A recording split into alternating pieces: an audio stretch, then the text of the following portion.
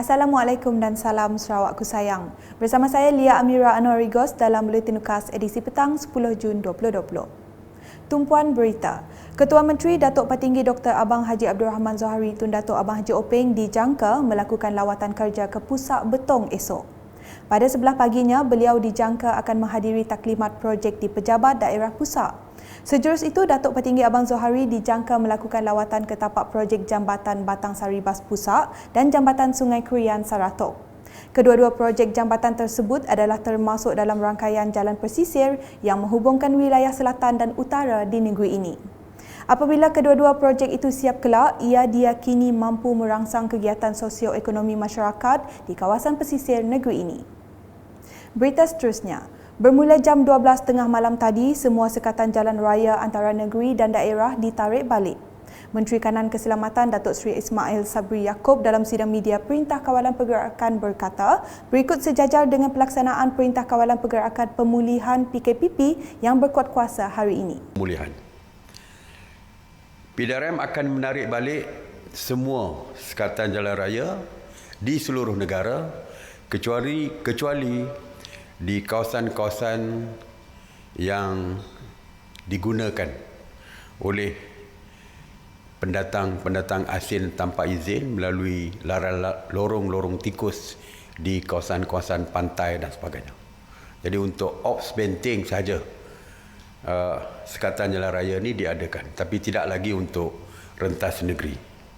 Berikut pula mengenai pembukaan semula sekolah-sekolah yang mana akan dilaksanakan secara berperingkat.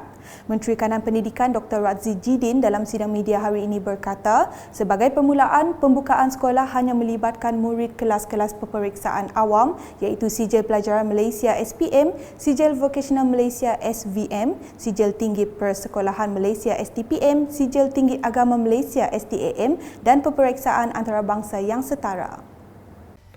Untuk makluman semua, setelah mengambil kira pandangan dan nasihat Kementerian Kesihatan Malaysia KKM dan Majlis Keselamatan Negara MKN, KPM telah menetapkan bahawa tarikh pembukaan semula sekolah untuk murid kelas peperiksaan awam iaitu SPM, SVM, STPM dan STAM serta peperiksaan antarabangsa yang setara bagi seluruh negara adalah pada hari Rabu 24 Jun 2020.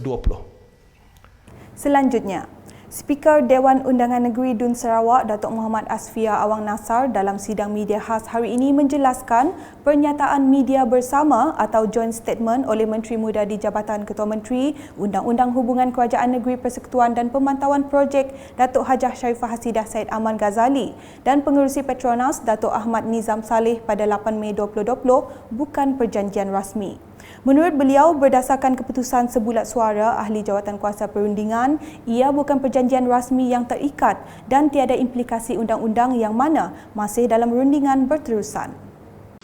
For the simple reason, it does not have the format, framework, the hallmark, the salient and indispensable features, wordings and phraseologies of a formal agreement.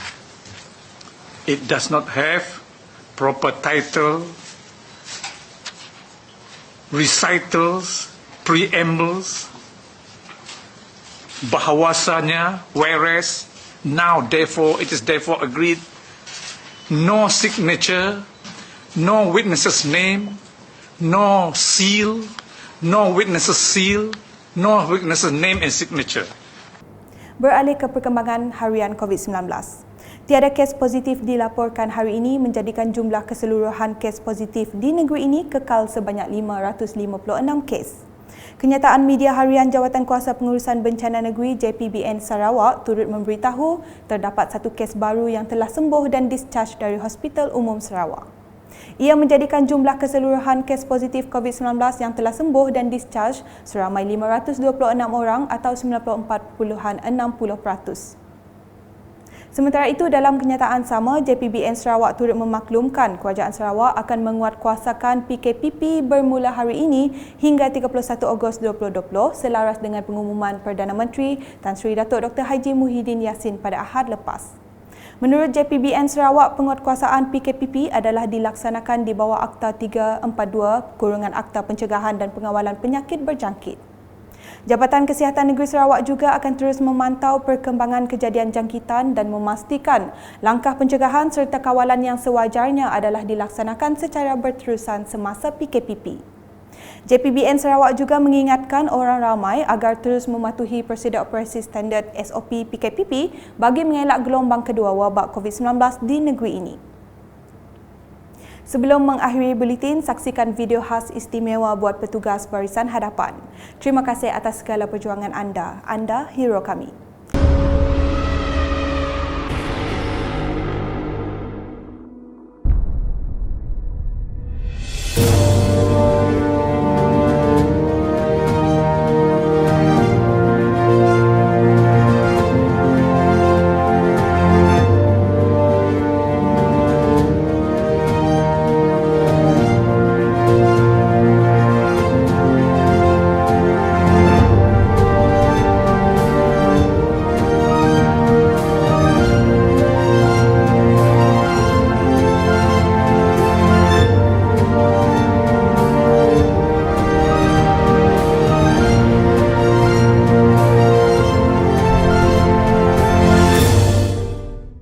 Sekian bersama saya Lia Amira dan kru penerbitan.